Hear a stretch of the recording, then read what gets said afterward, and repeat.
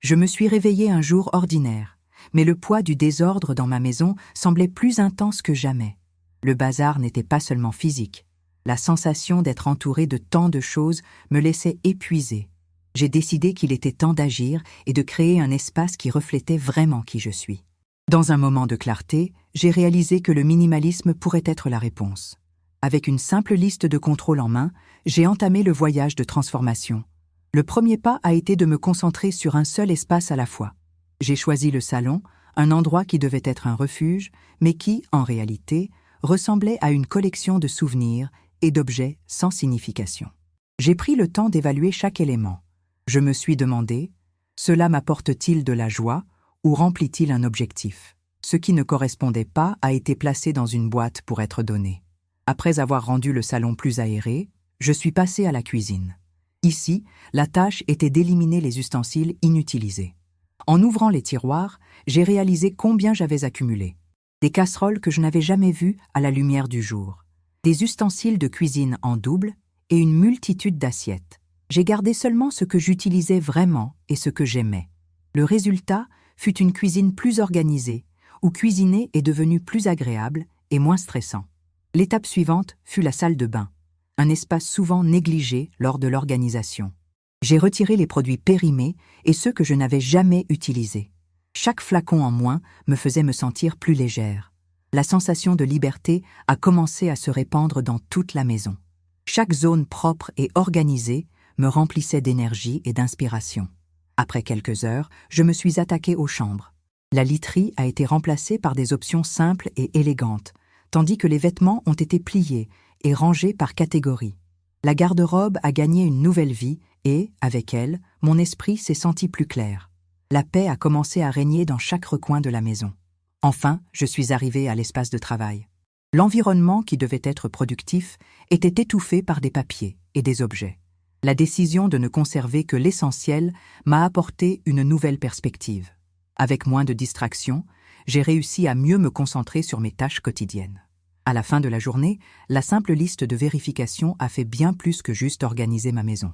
Elle m'a donné l'occasion de réfléchir à ce qui comptait vraiment. Le minimalisme ne consiste pas seulement à avoir moins, mais à apprécier ce qui fait réellement une différence dans votre vie.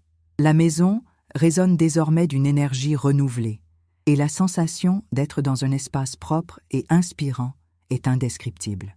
Cette transformation n'a pas été seulement esthétique, mais aussi émotionnelle. Le minimalisme est devenu une pratique continue dans ma vie, me rappelant toujours l'importance d'être intentionnel quant à ce que je garde autour de moi. En simplifiant l'espace, j'ouvre constamment la voie à de nouveaux commencements et à des expériences qui ont vraiment de l'importance. Mon parcours vers le minimalisme m'a amené à réfléchir sur les choix que nous faisons au quotidien. À chaque objet que j'éliminais, une partie de moi se sentait plus légère, comme si je libérais non seulement de l'espace physique, mais aussi mental. Le désordre, qui semblait jadis une montagne infranchissable, s'est transformé en une série de petites décisions que je pouvais contrôler. J'ai décidé que la prochaine étape serait la zone de stockage. Souvent, ces espaces sont considérés comme des décharges de la maison, où nous mettons tout ce que nous ne savons pas où ranger. En ouvrant les portes du placard, j'ai réalisé combien de choses je gardais par habitude et non par nécessité. Des boîtes de souvenirs, des vêtements que je n'avais pas portés depuis des années, des objets ayant une histoire, mais ne faisant plus partie de ma vie actuelle. J'ai tout sorti du placard et organisé par catégorie, ce qui pouvait être donné, ce qui devait être jeté, et ce que je voulais vraiment garder. Chaque objet que je décidais de conserver devait avoir une justification claire. Cette pratique m'a aidé à comprendre ce que je valorisais vraiment. Le sentiment de détachement a été libérateur. Je n'avais plus besoin de porter le poids du passé. Ensuite, je me suis concentré sur l'extérieur de ma maison, le jardin. Un espace qui devrait offrir tranquillité, mais qui était envahi par les mauvaises herbes et les objets oubliés. J'ai commencé à nettoyer, en enlevant tout ce qui n'appartenait pas à cet endroit. Le jardinage est devenu une forme de méditation pour moi. Pendant que j'enlevais les plantes mortes et les déchets accumulés, je sentais que je nettoyais aussi mon esprit. La connexion avec la nature, même dans de petits moments, a apporté une nouvelle perspective à ma vie. Après quelques semaines de pratique, j'ai réalisé que le minimalisme ne se limitait pas à l'organisation physique. Il s'étendait également à mes relations et à ce que je consommais au quotidien. J'ai commencé à évaluer les personnes avec qui je passais du temps et la qualité de ces interactions. Ce qui semblait autrefois confortable apparaissait maintenant comme un poids. Cela ne signifiait pas rompre des liens de manière abrupte, mais plutôt donner la priorité à celles qui me procuraient vraiment joie et soutien. De plus, ma relation avec la consommation a été réévaluée. Je suis devenu plus conscient de ce que j'achetais. Les courses au supermarché se sont transformées en une expérience différente. Au lieu d'acheter sur un coup de tête, j'ai fait des listes et me suis engagé à ne prendre que ce qui était nécessaire. Ce changement a non seulement impacté ma vie financière, mais m'a également donné un sentiment de contrôle. Le désir d'acheter pour acheter a été remplacé par un accent sur ce qui avait vraiment du sens pour moi. La transformation de ma maison s'est également reflétée dans d'autres domaines de ma vie. J'ai commencé à appliquer les principes du minimalisme dans mon travail. J'ai nettoyé mon bureau, organisé des fichiers numériques et établi des priorités. Un environnement de travail organisé m'a permis d'être plus productive et concentrée. Les distractions ont diminué et la clarté mentale est devenue une constante. Avec le temps, j'ai réalisé que le minimalisme est une pratique continue. Il ne s'agit pas d'un événement unique, mais d'un engagement envers la simplicité et l'essentiel. À chaque nouvelle saison, je revisite les espaces de la maison. L'objectif est de maintenir l'harmonie et l'ordre, en veillant à ce que rien de superflu ne s'accumule à nouveau. Ce processus de révision et d'adaptation est devenu une partie intégrante de ma routine. L'une des leçons les plus précieuses que j'ai apprises est que le minimalisme n'est pas une privation. En éliminant l'excès, j'ai ouvert la voie à de nouvelles expériences et opportunités. J'ai pu voyager davantage, participer à des événements qui comptaient vraiment, et même investir du temps dans des loisirs que j'avais négligés. La vie a commencé à se dérouler d'une manière plus riche et significative. Le minimalisme m'a également appris à apprécier les petites choses. Un petit déjeuner tranquille, la lumière du soleil entrant par la fenêtre, un livre lu dans un coin confortable de la maison. Ces petites expériences sont devenues plus précieuses que n'importe quel objet matériel que j'ai possédé. Le simple acte d'être présent est devenu une source de joie. L'impact de ce parcours s'est également étendu à ma famille et à mes amis.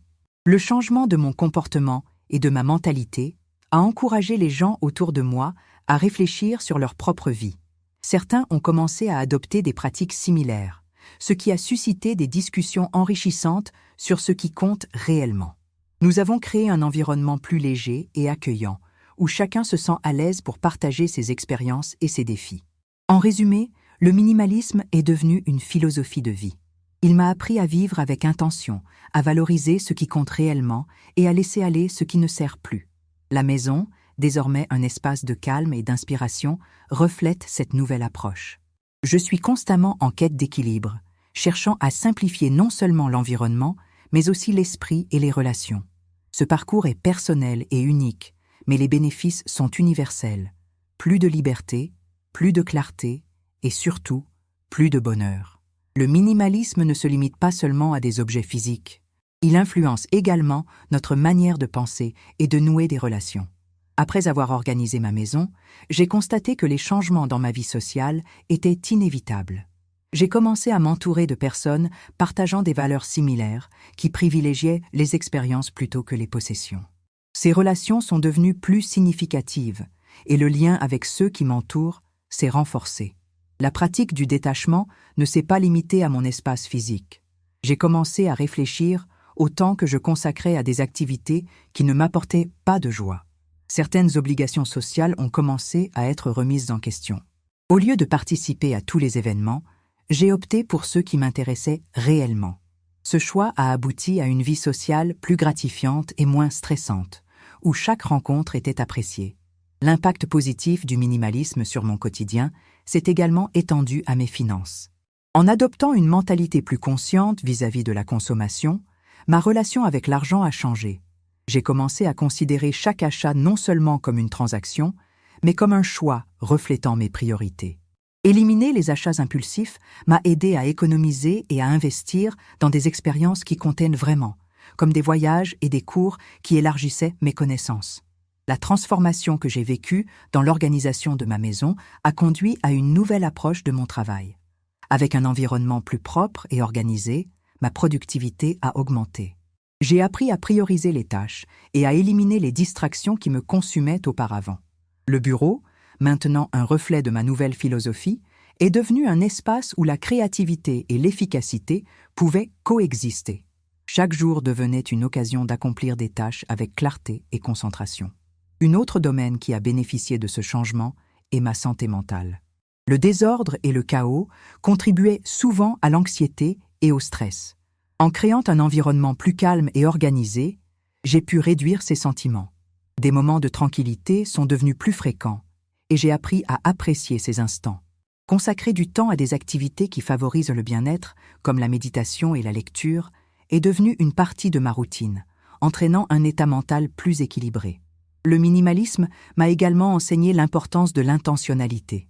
Chaque objet que je conserve chez moi a désormais un but clair, tout comme chaque activité dans laquelle je choisis de m'engager. Cette pratique de la réflexion m'aide à éviter le piège de la consommation inconsciente. Au lieu de céder à la tentation d'acquérir de nouvelles choses, je me demande si elles apporteront vraiment de la valeur à ma vie. Cette approche s'étend à tout, de la sélection des vêtements à l'achat de nourriture, promouvant un mode de vie plus durable. Au fil du temps, l'idée du minimalisme s'est solidifiée en tant que principe directeur. La quête de simplicité est devenue une pratique quotidienne. À chaque nouvelle saison, je revisite les espaces et réévalue ce que je garde. Ce réexamen continu ne concerne pas seulement l'élimination du superflu, mais aussi l'assurance que ce qui reste dans ma vie résonne vraiment avec mes valeurs et mes objectifs. L'interaction avec la nature est également devenue une priorité. Après avoir nettoyé le jardin, j'ai commencé à lui consacrer plus de temps. Cultiver des plantes n'est pas seulement une activité relaxante, mais aussi une manière de me connecter à l'environnement qui m'entoure. J'ai appris à apprécier la beauté des petites choses, comme la floraison d'une plante ou le chant des oiseaux. Cette connexion avec la nature a apporté un nouveau niveau de satisfaction et de paix intérieure. Le minimalisme m'a donné une nouvelle perspective sur le bonheur. Au lieu de chercher la satisfaction dans des biens matériels, j'ai commencé à trouver de la joie dans des moments simples. Une promenade dans le parc, une conversation significative avec un ami ou un dîner en famille sont devenues les expériences qui apportent vraiment du bonheur. J'ai appris que la vraie valeur réside dans les connexions et les expériences que nous vivons. En partageant mon parcours avec des amis et la famille, j'ai remarqué que la philosophie du minimalisme a commencé à résonner avec eux. Les conversations sur l'organisation et la consommation consciente sont devenues courantes. Certaines personnes ont commencé à adopter des pratiques similaires et cela a créé un environnement d'encouragement mutuel. Nous avons créé un espace où la simplicité est valorisée et les discussions sur ce qui compte vraiment sont devenues une partie de nos interactions. Ce changement collectif a apporté un sentiment de communauté et de soutien. En partageant expériences et défis, nous avons trouvé de la force dans nos parcours individuels. Le minimalisme est devenu un sujet de conversation qui a inspiré des réflexions plus profondes sur ce que signifie vivre de manière intentionnelle. Cet échange d'idées a non seulement renforcé nos relations, mais nous a également motivés à continuer de rechercher une vie plus simple. En réfléchissant à tout cela, je réalise que le minimalisme n'est pas une destination, mais un voyage continu. Chaque jour, je suis rappelé de l'importance d'être intentionnel dans mes choix et de valoriser ce qui compte vraiment. L'espace dans lequel je vis reflète cette philosophie et me motive à continuer de chercher équilibre et simplicité. Ce voyage m'a appris à être reconnaissante. Reconnaissante pour les petites choses, pour les expériences et pour les personnes qui font partie de ma vie. En simplifiant mon espace, j'ai aussi simplifié mon esprit et mon cœur. La vie est devenue plus légère, et la sensation de paix qui habite maintenant mon foyer témoigne du pouvoir transformateur du minimalisme. Cette expérience a non seulement changé mon environnement, mais a aussi redéfini ma compréhension du bonheur et de l'accomplissement. Le minimalisme est devenu un aspect central de ma vie, façonnant non seulement mon espace physique, mais aussi ma mentalité et mes habitudes quotidiennes. L'une des premières leçons que j'ai apprises a été l'importance d'évaluer ce qui doit réellement être présent dans ma routine. Cela s'est étendu aux activités, engagements et même projets que j'avais accumulés, mais qui n'apportaient ni satisfaction ni but. Au lieu de me sentir poussé à participer à tous les événements sociaux, j'ai commencé à choisir ceux qui comptaient réellement. Cela ne signifiait pas que je m'éloignais des personnes que j'aimais, mais que je privilégiais les relations qui me faisaient me sentir bien. Cette évaluation m'a permis de renforcer les liens avec des amis et des membres de ma famille, partageant une vision similaire, créant un cercle social plus sain et gratifiant. La pratique du minimalisme a également impacté ma façon de travailler. En éliminant le désordre de mon espace de travail, j'ai réalisé que la clarté mentale que cela a apportée était inestimable. Avec un bureau propre et organisé, j'ai pu mieux me concentrer sur les tâches et projets qui comptaient vraiment. J'ai appris à définir des priorités et à me concentrer sur les activités qui apportent des résultats. Ce changement a augmenté ma productivité et, par conséquent, ma satisfaction professionnelle. J'ai commencé à gérer mon temps de manière plus consciente. Auparavant, je me retrouvais souvent piégée dans une routine ennuyeuse, remplie de tâches qui semblaient sans fin. Maintenant, j'ai divisé ma journée en blocs de temps dédiés à des activités spécifiques, permettant à mon attention et à mon énergie d'être utilisées de manière plus efficace. Cette structure a aidé à combattre la procrastination et à maintenir ma motivation à un niveau élevé. Un autre domaine qui a bénéficié énormément est mon alimentation.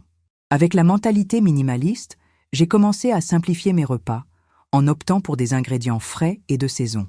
Cela m'a non seulement permis de gagner du temps en cuisine, mais m'a également aidé à faire des choix plus sains. L'habitude de planifier les repas et de préparer des listes de courses est devenue une pratique régulière, évitant le gaspillage et les achats impulsifs. L'impact de cette nouvelle approche a nourri ma conscience en matière de durabilité. En choisissant des produits locaux et biologiques, j'ai eu l'impression de contribuer à un monde meilleur. Cette connexion avec l'origine des aliments et le respect de l'environnement sont devenus des priorités dans ma vie. Au lieu de consommer en excès, j'ai commencé à privilégier la qualité plutôt que la quantité. Le minimalisme m'a également amené à réfléchir à ce que je consommais en termes de médias. Auparavant, je passais des heures à consommer des contenus qui n'apportaient aucune valeur à ma vie. Désormais, j'ai soigneusement sélectionné ce que je regarde et lis, privilégiant les contenus qui m'inspirent et m'éduquent. Ce changement a non seulement amélioré mon bien-être mental, mais m'a également permis de développer un sens critique plus aiguisé. La pratique de la gratitude s'est intensifiée. J'ai commencé à noter quotidiennement 3 choses pour lesquelles je suis reconnaissante. Cet exercice simple m'a aidé à rester concentrée sur les choses positives de la vie, même dans les jours difficiles. Cette perspective positive s'est étendue à ma façon de voir les adversités. Au lieu de me sentir accablée par les problèmes, je les considère désormais comme des opportunités d'apprentissage et de croissance. Le minimalisme n'est pas seulement une question d'espace, c'est un mode de vie. J'ai compris que la véritable liberté vient de vivre avec intention et but. Chaque choix que je fais, depuis ce que je mets chez moi jusqu'aux personnes avec qui je passe mon temps, est une opportunité d'aligner ma vie avec mes valeurs. Cela crée un sens d'authenticité qui est profondément satisfaisant. Avec le temps, la pratique du minimalisme s'est étendue au-delà de l'organisation physique et des choix quotidiens. J'ai commencé à réfléchir à l'impact que je laisse sur le monde qui m'entoure. Les questions sociales et environnementales sont devenues plus importantes pour moi. Cela s'est traduit par des actions concrètes telles que l'engagement dans des initiatives communautaires et le soutien à des causes qui promeuvent la durabilité et le bien-être social. Le minimalisme m'a également appris l'importance d'établir des limites. J'ai appris à dire non à des engagements et à des obligations qui ne résonnaient pas avec ma vision de la vie. Cette capacité à refuser ce qui n'est pas essentiel m'a apporté un nouveau niveau de liberté. Je peux désormais consacrer mon temps et mon énergie à des activités qui me procurent réellement de la joie et un sens. La liberté que j'ai trouvée dans le minimalisme a ajouté un nouveau sens de l'aventure à ma vie.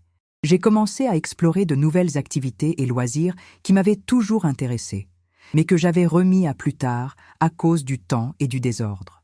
La pratique du détachement m'a libérée pour expérimenter et m'impliquer dans de nouvelles choses, comme la peinture, l'écriture et même les promenades en pleine nature. Ces expériences sont devenues des sources de joie et de connaissance de soi.